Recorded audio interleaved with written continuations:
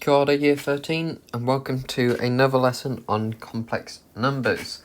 Today we're going to be looking at basically regions on our Gantt diagrams and a couple of things to do with regions. So the first thing we're going to look at is how to represent a circle on an Argand diagram. So basically, there's three ways to write a circle on an Argand diagram.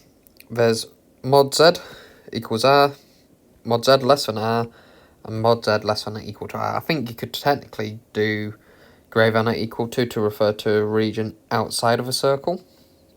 But basically, if you've got mod z is equal to r, that is referring to all the points on the circle. Mod z is less than r refers to all the points inside the circle but not on the outside.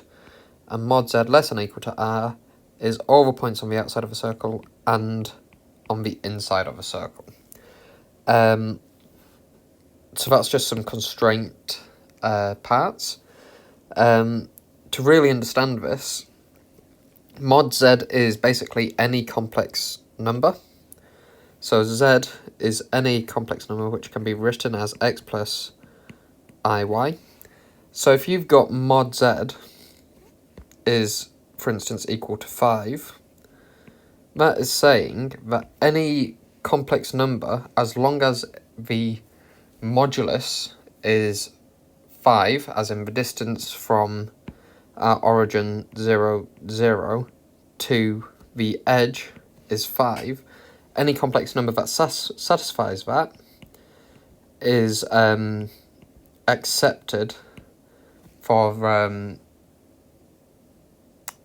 this statement, which means it forms a circle of radius 5, because any complex number with a modulus of 5 is part of this statement mod z equals 5.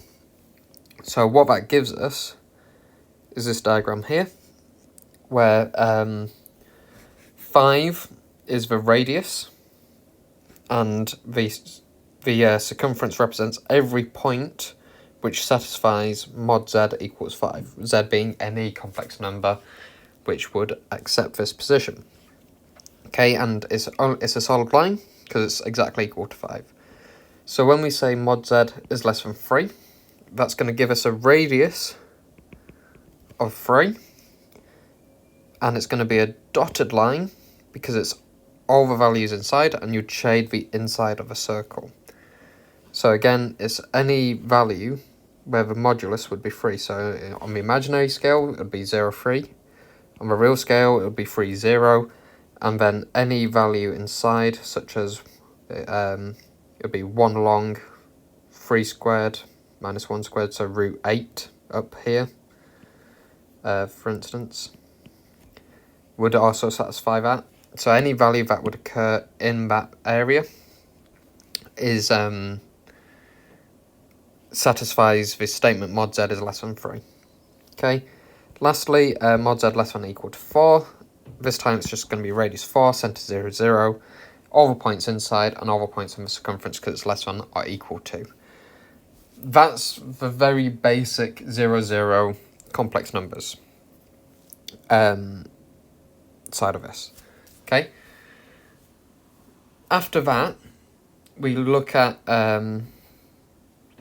shifting the circle, basically. So this is easy. 0, 0 is our origin for all of these. Radius is just the value on the end, and these are all the points within.